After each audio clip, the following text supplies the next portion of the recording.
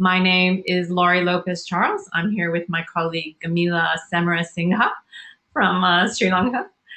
And we proposed a project through the Citizen Diplomacy Action Fund, which is in direct response to COVID-19, asking for community resilience projects in response to the pandemic. So this is funded through the US State Department and Partners of the Americas.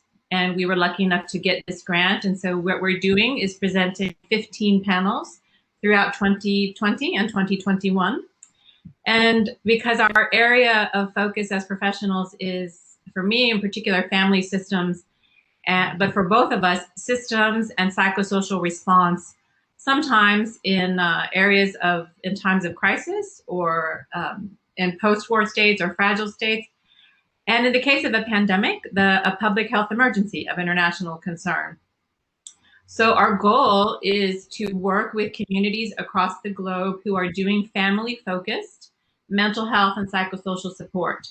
And what we want to do is develop with these guest expert panels an exchange between professionals who are working with families from a systemic approach during the pandemic. So that is the way we conceptualize the project.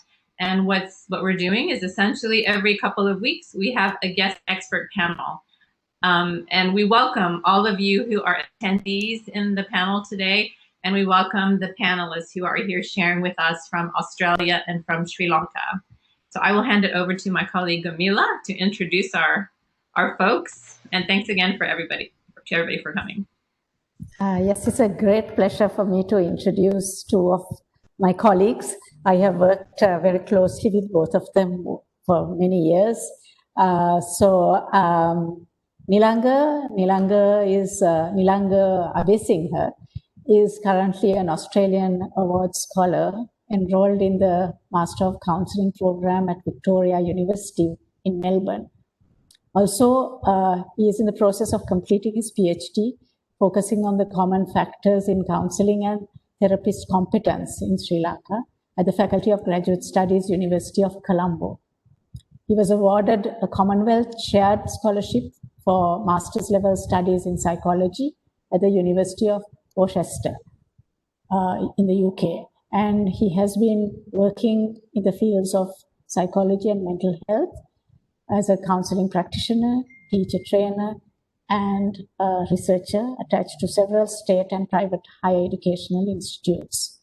He has been working closely with me and with Evan, contributing to the postgraduate diploma and the master's in counseling and psychosocial support at the Faculty of Graduate Studies at the University of Colombo. We have our second speaker is Evan Ekanayake. She says, never mind her surname, but I think her surname is very important. She's a psychologist by training. She graduated with a first degree from Sri Lanka and a master's from King's College in London. She has been enjoying life and work as a psychologist, working in the development sector, also in academia as a visiting lecturer.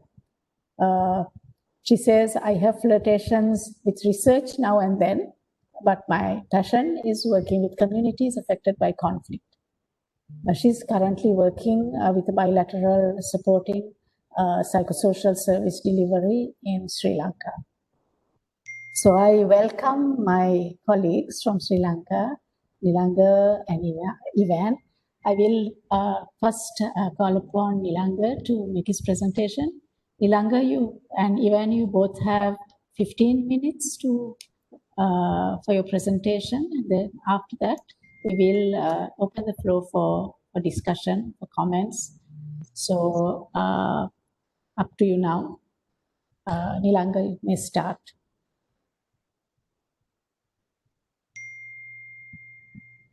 Yes, thanks, Gameela. So Evan and I were trying to discuss as to how best to present to, since as Laurie mentioned, we have a mixture of people from many different parts of the world. So thanks for joining us today. Let me start with talking a little bit about the Sri Lankan context, since we'll be sharing a few examples related to Sri Lanka. So we have a population of little less than, I think, 22 million in Sri Lanka, and our counseling and mental health sector has about 400 state sector counselors and 200 private sector counselors working at the moment. And these numbers have been increasing over the last decade, especially with the introduction of school counselors. And many non-government organizations have started and employing counseling practitioners and sometimes befrienders to contribute to the needs of the diverse needs of the population. So the talking about family systems counseling itself, how Evan and I got into this sometime back. Some of you must have read the chapter that we contributed a couple of years ago for the book edited by Gameela and Laurie. So what we mentioned was not too many people looked at family systems as a way of working with the people who seek help for different psychosocial problems. And Evan specifically got started on this when she started working with the migration community, because we have a huge need there, as we have a community who keeps who tend to work in the Middle Eastern countries, and then mainly which brings a lot of income to Sri Lanka, and then the problems that they're facing sometimes needed the attention of the psychosocial sector and to help them. So even started training some of the workers, and so that's where we got started into this. And then of course we started training them at the postgraduate course and then in many other areas. However, since I moved to Australia, I mean, to talk of my own experience, I hardly worked with the Sri Lankan community there, because I felt like, whenever there was a request, I would refer them to a Sri Lankan practitioner. And it was effective to some extent as our numbers were increasing, and then people were able to be supported. But when the pandemic started, and it was the probably about March or April, the sector was sort of not able to cater to the needs as the number of requests increased, and then also the Sri Lankan infrastructure did not support the delivery of services, because the counselors could not go to the counseling centers, or even the practitioners who were practicing in the main hospitals, the private hospitals, were not able to provide the services as they used to. With this, there was another, demand rising from various, especially the Sri Lankans living in Australia, wanted to communicate, wanted some support, and especially, for example, the students who were sort of finding it difficult to live in Australia with the financial problems, and worried about the families back home. With this, I started working on using Zoom for counseling services, and then it became a necessity. So let me share just one example with you, so that we could discuss this based on that example. So this individual who first contacted me lives in Melbourne, and she contacted me saying that she wanted to go home to Sri Lanka because her parents were ill, having some sort of mental health problem, and but she couldn't go to Sri Lanka, and she was contemplating at that moment, should I go to Sri Lanka? But if she go to Sri Lanka, she wouldn't be able to return back to Australia because of the lockdown and everything. And the parent who was sick in Sri Lanka was refusing to take drugs or treatment. So that's how the conflict was. So as a start, what I did was I referred her. I referred her to a Sri Lankan counselor, and then suggested that her parents go to see this particular counselor and a psychiatrist, but then that was not feasible for them because of the lockdown situation. And Ivan will probably explain about the Sri Lankan lockdown because that was pretty much of a curfew in Australian terms. It's not more than a stage 4 lockdown. So they were not able to reach out for the services.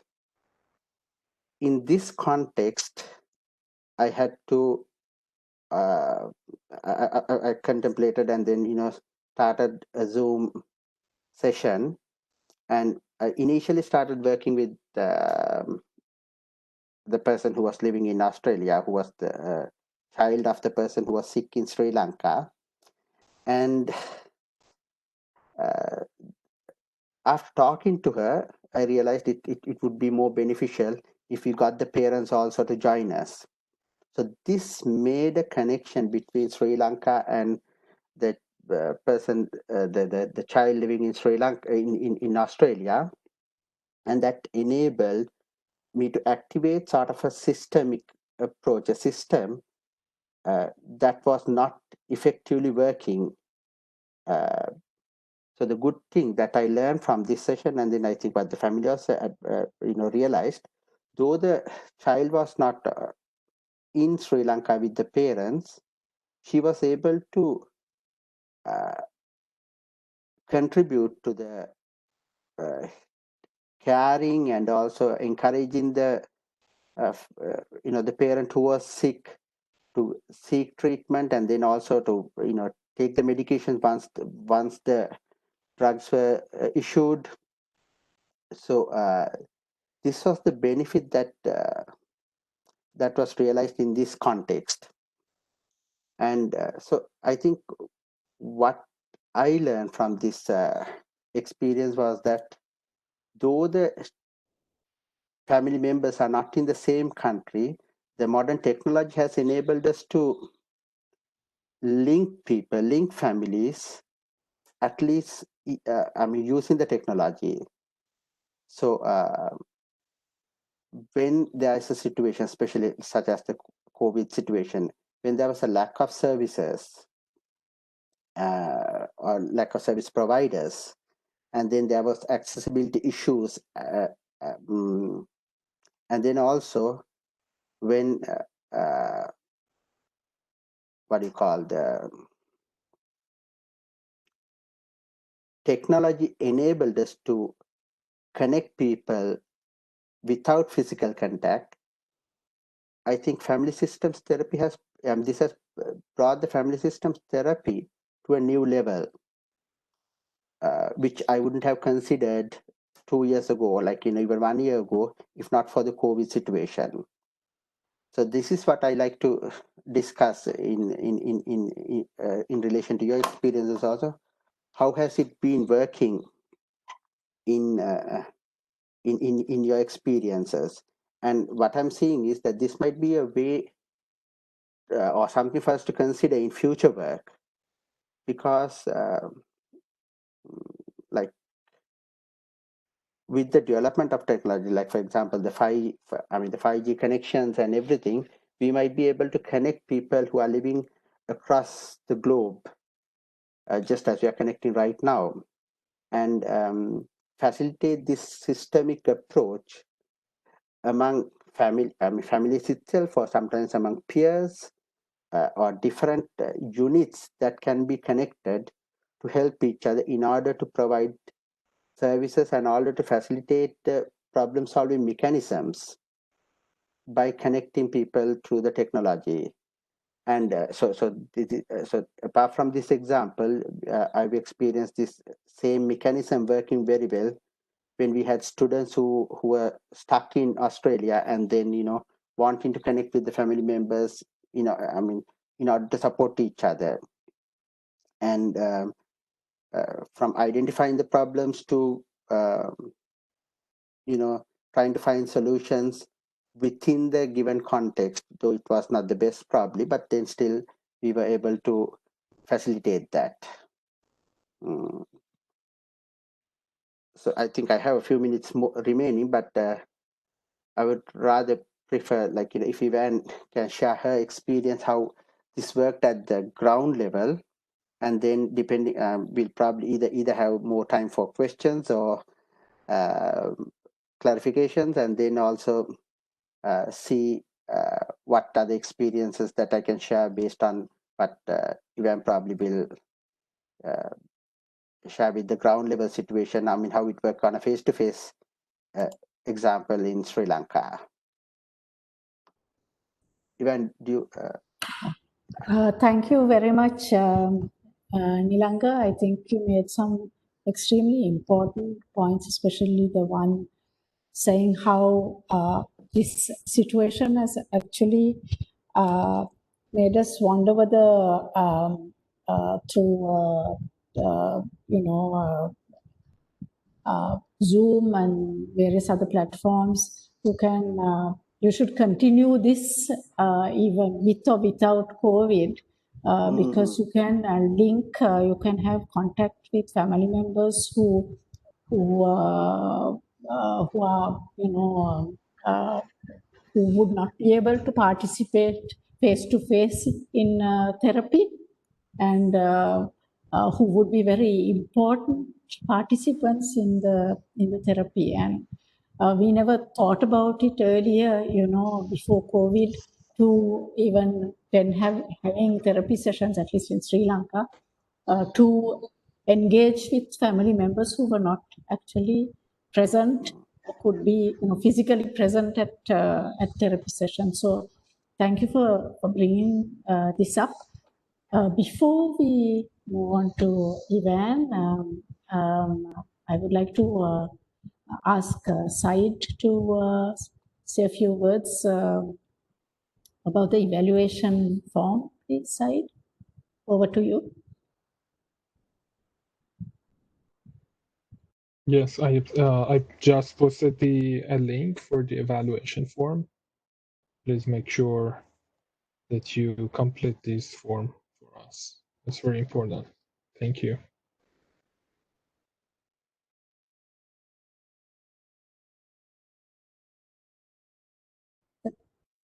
Thank you, Said. So please, all participants, if you don't mind filling up the form before the end of this panel, it would be very helpful for us. May I call upon Evan now to make her presentation? So over to you, Evan. Thank you, Gameela, and thank you, Laurie, for giving us this opportunity. It's really amazing to be able to know that we can connect across the globe, so many different countries here right now, as Laurie was mentioning earlier. So it's a singular honor, really, to share with you some things that happened during the COVID lockdown in our efforts faltering efforts to support people during that phase. It was a really momentous time.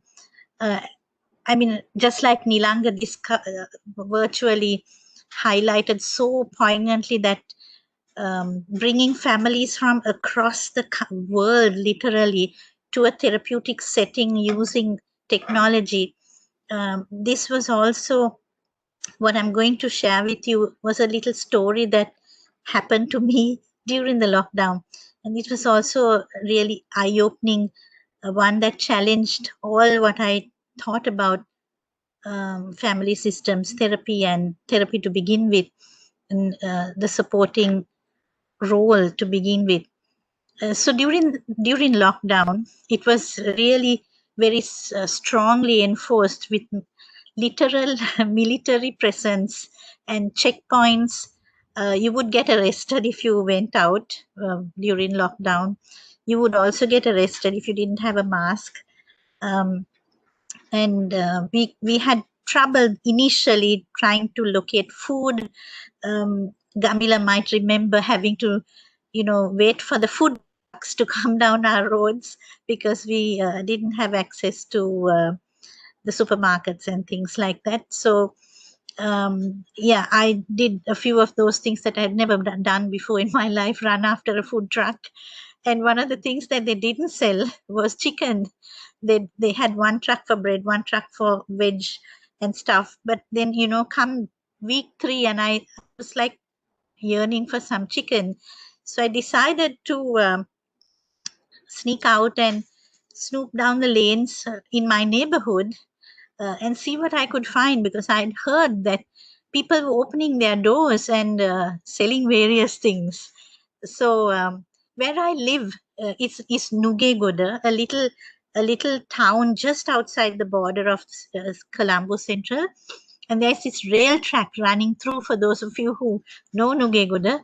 And beside the rail track, you would get squatters, people who had taken over government land beside the land reserve beside the rail tracks, and they would have built little shacks and they've been living there for like generations.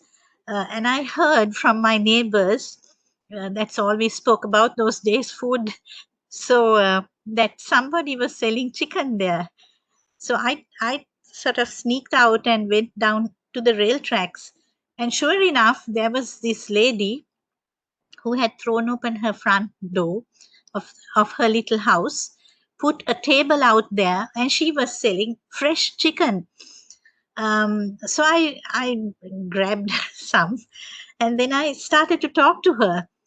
And this was my first introduction to this lady who would be my client, or it's a very complicated situation because I was her client paying money to her to buy chicken. And there was she telling me her entire story.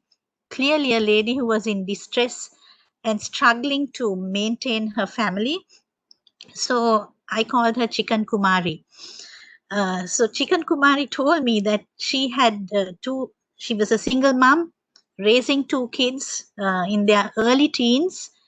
And she used to work as a domestic aide in some of the bigger houses in the neighborhood.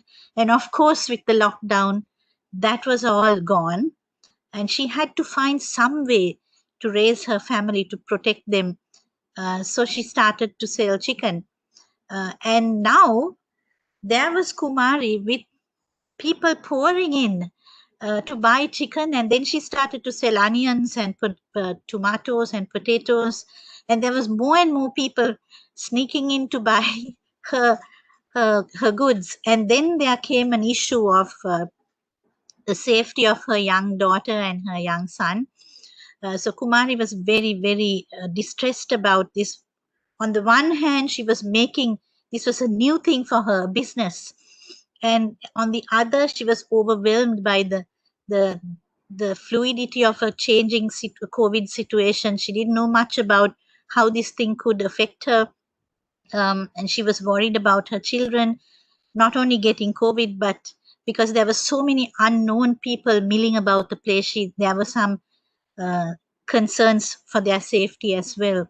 And then Kumari started to have pains all over her body, especially her legs.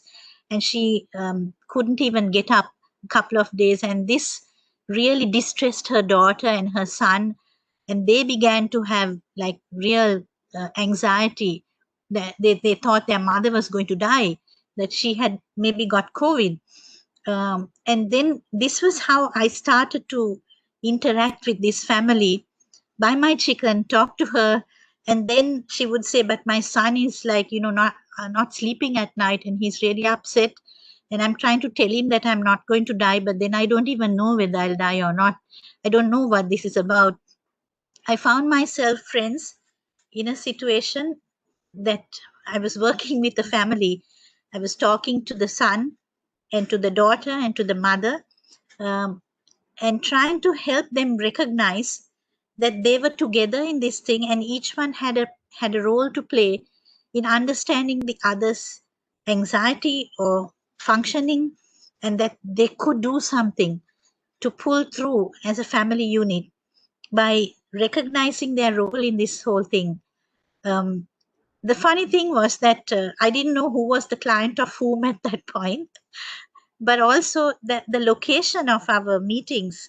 I would go sometimes to Kumari's the front of her house, and at other times Kumari would come with her son on the bicycle to deliver chicken, and then I would talk to them on the road just outside, down my lane, and we would have these conversations about how to understand what was going on with the mother, how the children could understand that, and what role they could play, and how Kumari could understand what was going on with them, and explore some of the options of how they could function more safely and in a more happier fashion, and also healthier.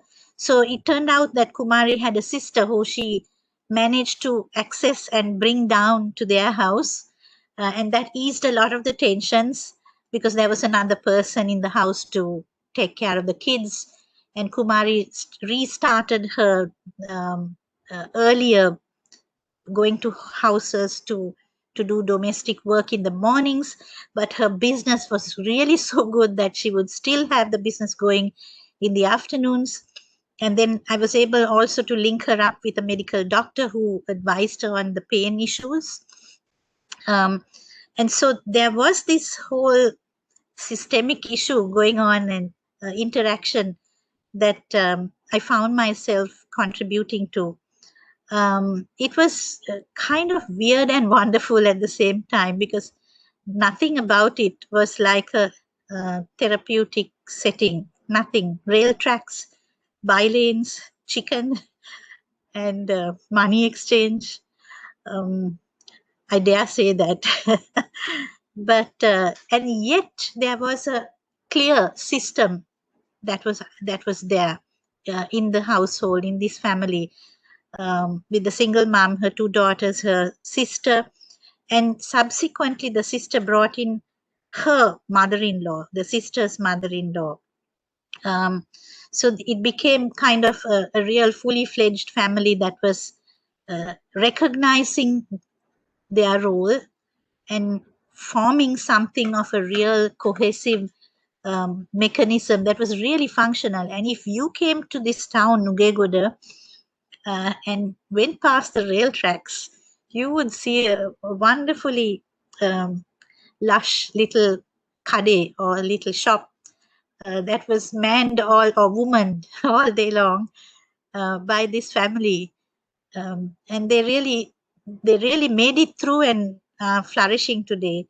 But it raised for me many questions about systemic therapy, family systems therapy, and how we, in the absence of everything else, in a lockdown situation where we have to explore what we really have, and maybe go beyond some of the things that have been our mainstay earlier, the counseling room and the counseling relationship, and what we know of conducting it.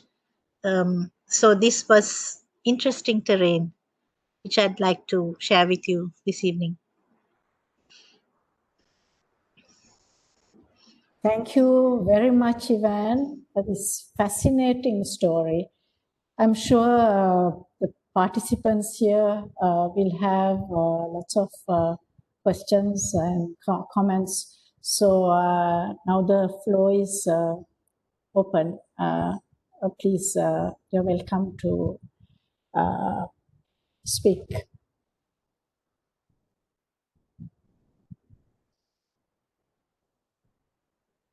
thank you also on my behalf for those two beautiful examples of what's happening where you are, and all of us to hear.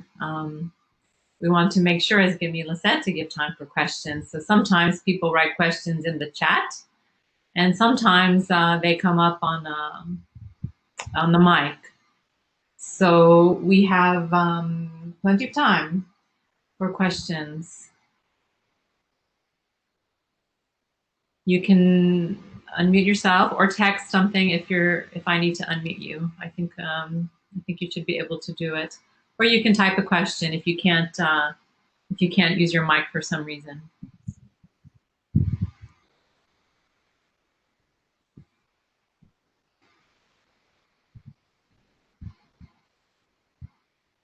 Gameela, remember we did have one panel that we only had 3 minutes of discussion that was recorded, and one panel was 20 minutes. So every panel is unique. Yeah. Any one of you, does any one of you have similar kind of experiences like this?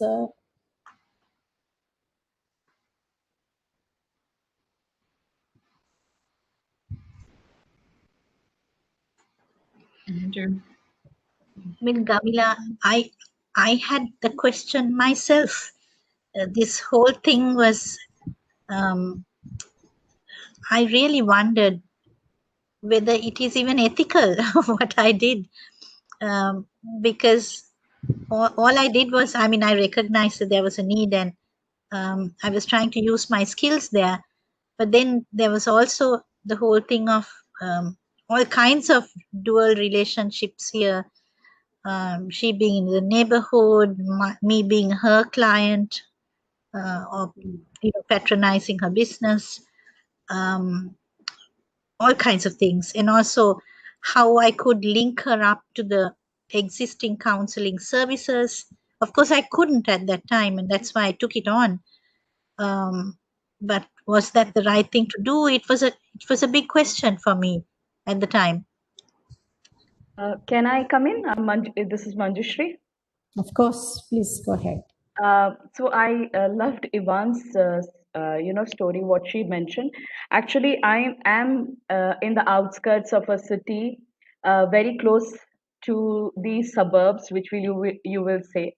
And I often find myself in this dilemma, and whether it is COVID or not, because this place is a little far away from Delhi, and not many people have access to, first of all, one thing is that obviously psychologists and counselors charge quite a lot, so many of these people would not go. So I have found myself in this situation where your work colleagues or the people from the community with whom you have interacted, they don't have access to a counselor or a therapist within 5-10 kilometers around here, and or a 10-15 kilometers. So they would approach you, and I have found this dual relationships. And like Ivan, this is a comment because I've also wondered whether it is right. Now, sometimes situations like somebody is more in dire need, and there is really literally no help around. So what do you do then? Because the university has a health center, but that is a counseling center that particularly serves the university. It's not accessible to the outside person, and I am a family therapist. People around me know that, okay, I'm a family therapist, and they would approach me. So and some of these are volunteer clients, and you take up because I remember having this discussion in our like in tech when I was studying, that in small communities, family therapists, like what do you do when you have the same grocer, barber, your salon, and you have to serve that community at the same time you have to receive their services, and they don't have option, and you have to be their therapist as well. So there is dual relationships that exist, and in smaller communities it's one of the biggest challenge. Now, would you deny service to somebody when they are in need? And or else how do you manage it unless you figure out that there is somebody else who can take them, unless that roadmap is very clear, it's very difficult to make these decisions. And sometimes I have wondered, like, what I learned and what I read also is when it is based on, okay, Western culture. I know that the system of mental health care is very well established in US, in UK, Europe. You look at it, it is much better than what we have here. Then what am I supposed to do?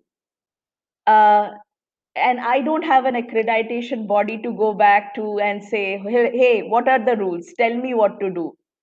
And then you have to figure out. So Ivan, I'm not sure that answers, but I have had this dilemma living in a smaller community, and also during COVID, when people reach out. Now, sometimes like this has happened that I've been reached out from the Indian community, which is based in Blacksburg itself, like tech, but they don't want to go and serve and seek help.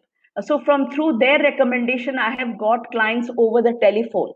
Now I'm actually seeing clients over the phone, and some I'm seeing over, the whether it is Zoom or MS Team.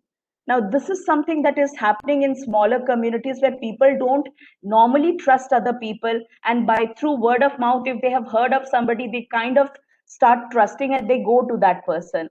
So I don't know if this answers the question, but it raises certain questions that can we put all the notions, all the rules that we learn from a Western culture, can we bring it around here? And if we are bringing it around here, what should we be asking? Thank you, Manju. So here's a question from Jerry.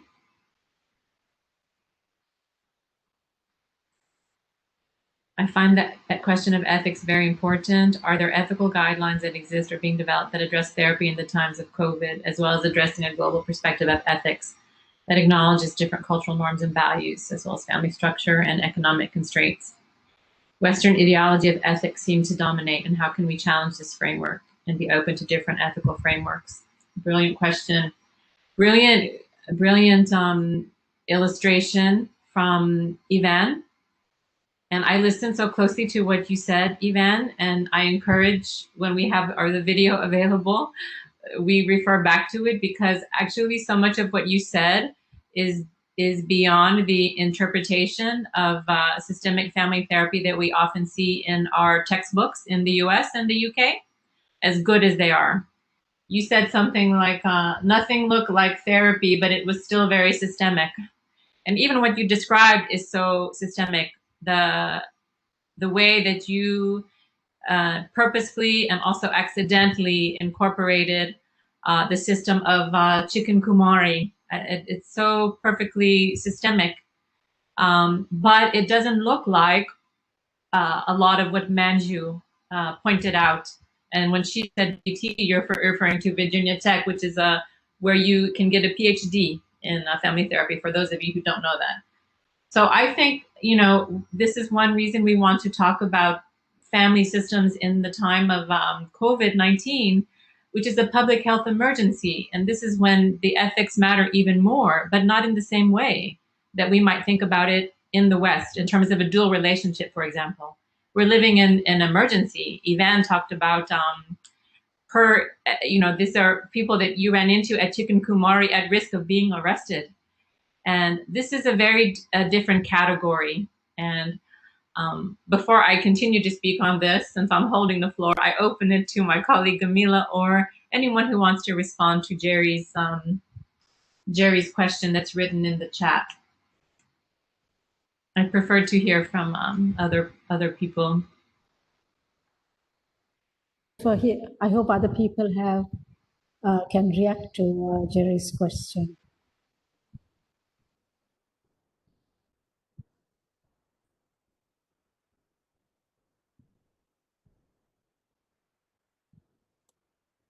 Let me briefly respond to Jerry's question, because I've been facing this dilemma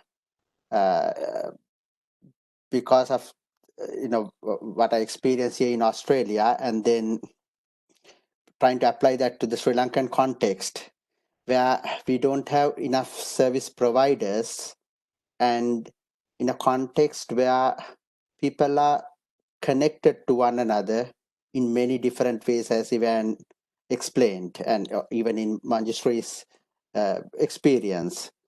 So in such situations, I sometimes have lengthy discussions with my colleagues over here, because whatever that we learn, or whatever the Australian Counselling Association has, as guidelines, does not necessarily apply in the Sri Lankan context. And this is something that we even discuss in, global mental health.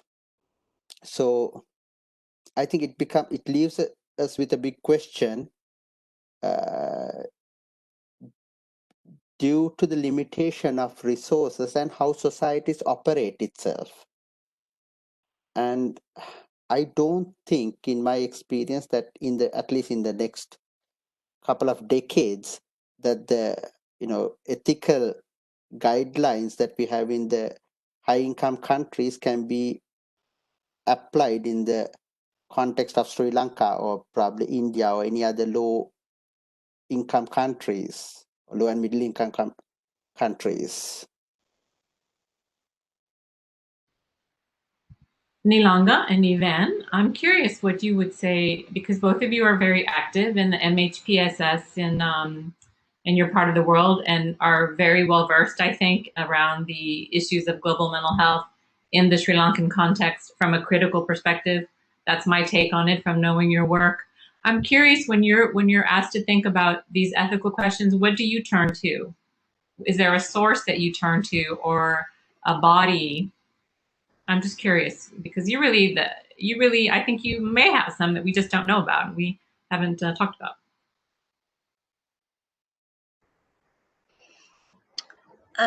It's a tough one, Laurie, because I think it's ethics in flux. It's a developing and an evolving ethical sensibility that I'm seeing.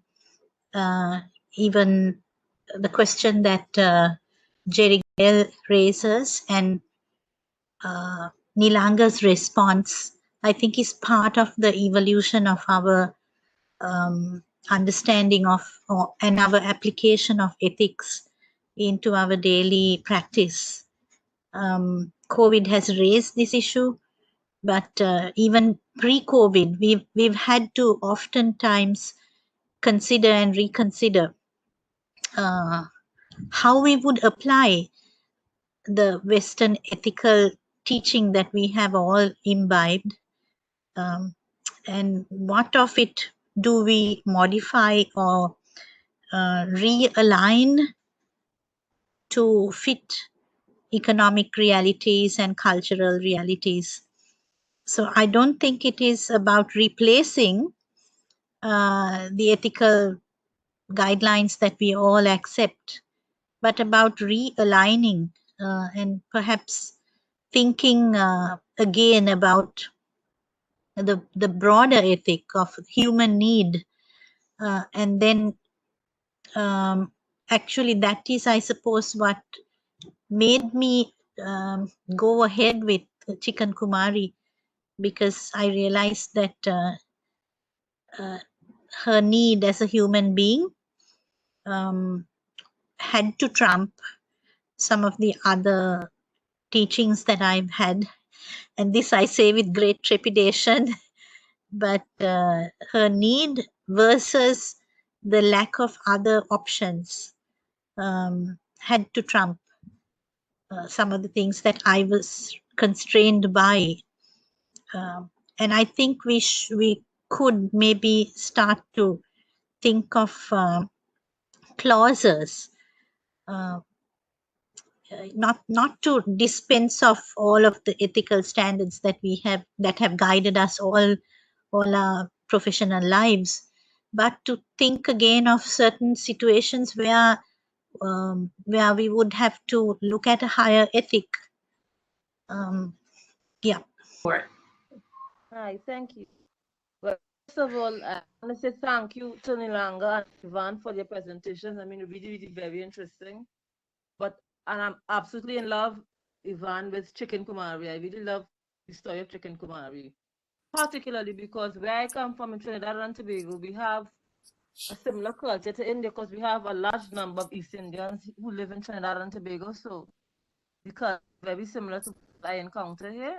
And there are many women named Kumari in my country, so I can see a Chicken Kumari is existing here as well. And moreover, I think the story of Chicken Kumari, my new hero, is really, to me, her resilience, her creativity, and her deliberate actions in remaking her reality. It seems to me to be emblematic of other stories we hear about women, taking actions in the face of COVID, which is really unprecedented because of the socioeconomic challenges it presents to women everywhere, but in Sudan, Trinidad and Tobago, Barbados, Sri Lanka, Boston, or Florida for that matter. And I think one of the things that really highlights is the gendered response, the gendered impact of the disease on communities. Not being a family therapist myself, I'm sure this is something you all would encounter in your practice and in the persons you interact with. So it's not so much a comment on that, but it really to me highlights the gendered impact of the disease. And I think it's something that the international community has due note of because it's so very, very, very obvious and very outsized in a manner of speaking. So I think that's one element that, would merit further work and discussion. Mm-hmm. Gendered response. Mm-hmm. Yes, and how, I don't know how family system treats with things because for better or for worse, richer or poorer, what happens is simply that women will be impacted in different ways given pre-existing inequities that would have existed before the advent of the disease and its impacts. So I think from that perspective, it's something to underscore, which I'm not saying that it probably hasn't been addressed, but I think it certainly is highlighted in these current conditions. Particularly in the Caribbean, where many households are headed by single households headed by women. Yes. And so you have a situation where you have one parent trying with taking care of schooling, trying to earn a living, losing their job and that sort of thing, dealing with all the attendant security issues, physical and otherwise, that Chicken Kumari is also dealing with. So I just, it's interesting how the world is such a small place. What she faces in Sri Lanka, we also face here and in other societies as well, communities across the world. So some of those issues are really, and I like what Saeed also highlighted. I'm going on, I'm sorry, but. No, it's very good. I mean, it was interesting. He talked about having a client in the Moss Museum, but where I come from, our island is so small, everyone knows everyone else. So confidentiality is something I think people get accustomed to not having, and privacy, because it's so small, everyone knows everyone. It's like 1 degree of separation, really. And so I think those questions of ethics, I wouldn't say you make it up as you go along, but I get the impression people really fret about it too much because they realize, well, you know what? I have to sort of adapt to my circumstance and just remake it as I, I like what Evan said. The important thing was the driving issue for her was her need, and her need at that particular point trumped everything else. And how do I, make this accessible for her? And to my mind, I thought a Hippocratic oath to doctors: first do no harm. And to my mind, that's really what is so striking there. Yes. That medical professionals or guest therapists as well, that's also what probably underpins everything you do. First, do no harm and to take care of the client or the patient. And I think that's absolutely something that struck me as a non-therapeutical observer, if that's the term to use. So I probably stop there for now. Thank you so much. Thanks, Simone.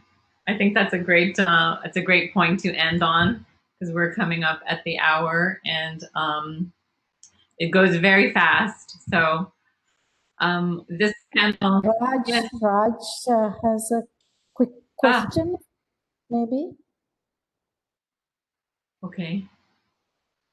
You need to unmute. You need to unmute, Raj. I unmute him there. Yeah, can you hear me now? Okay, I'm so sorry, but we lost a couple of people because they've been sending me messages. One was from Afghanistan who got disconnected because of poor internet, and she could not come back again. But there was a question she wanted to ask. Can I ask this question on her behalf? Sure. The question which she wanted to ask, this is from Razia in Afghanistan. Yeah, she is a psychologist and work with families. She's also the national coordinator for the Colombo Plan over there. So the question which she wanted to pose was I wanted to ask how challenging you find when working in conflict areas in Afghanistan.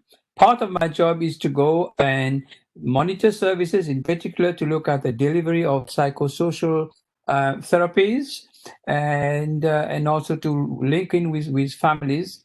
And with COVID-19, the bombings, the Taliban controlled areas, women like myself are not allowed to visit these services. I would like to hear some of your experiences of working in conflict area, which I know in Sri Lanka, many of you would have had that experience. So that's what she wanted to ask. But unfortunately, her internet is gone. Yeah. I'm not quite sure whether this is a fair question to ask because she's not here. Yeah. Or we wait for the next time.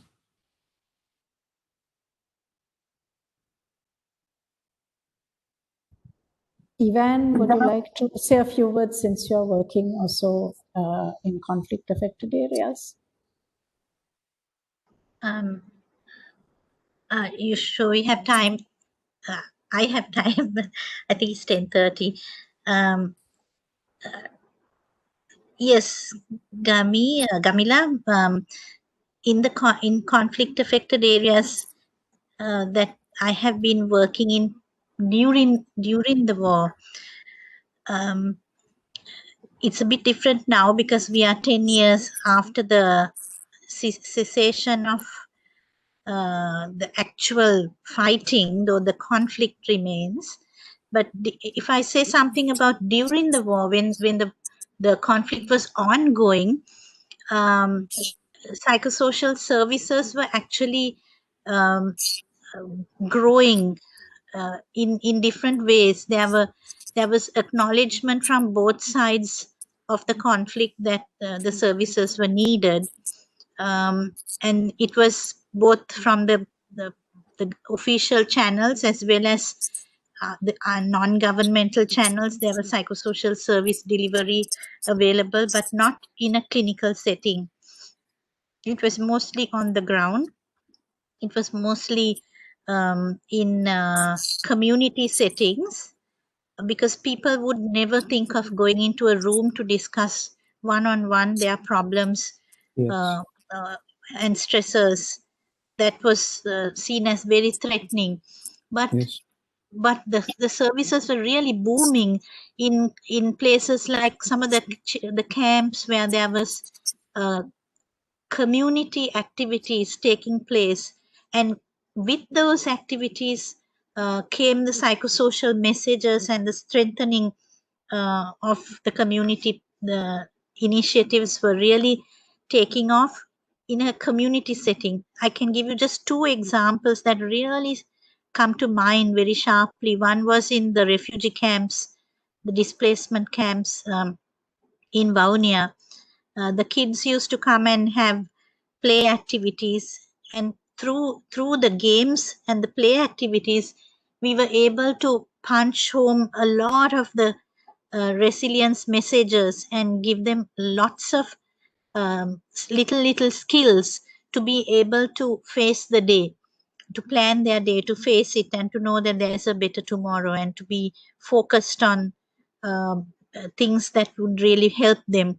Another example was the women's groups.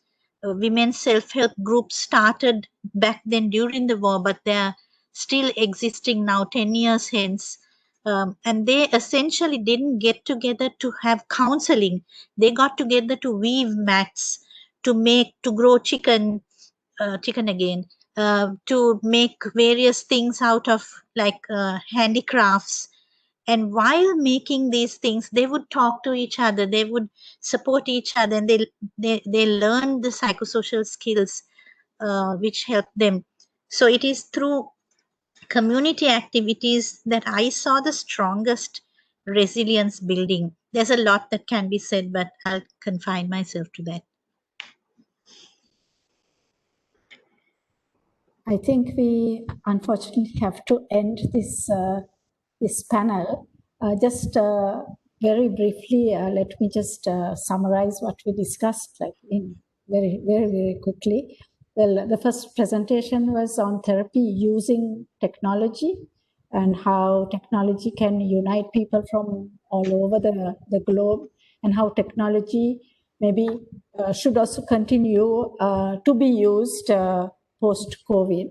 Right? And the other presentation was on therapy without technology that began absolutely by accident on the streets, and how it sort of developed naturally into a very strong therapeutic relationship. And also, of course, this whole discussion on the ethics of it, right? So that's what I think, in a nutshell, what was discussed today. I think it was an extremely amazing panel. I would like to thank, on behalf of my team, Laurie and Said and myself, the two panelists for their presentations. I know, Nilanga, it's really very late for you. Thank you for being still awake. And also all the participants. I'm really happy to see familiar faces. We are starting to get to know each other quite well, I think, now. I hope you will continue to be with us in 2 weeks' time. Is it in 2 weeks' time? Yes. It's in 2 weeks, yes. Yes. September Yes. 13th. So thank you again, and hope to see you soon. Thank Laurie, you. would you like to say anything before we? Have a good rest of your night and day and morning, wherever you are. And thank you again for being here. So. And still the evaluation form, if you have not filled it out yet, so it's still there. You can just click on it, and even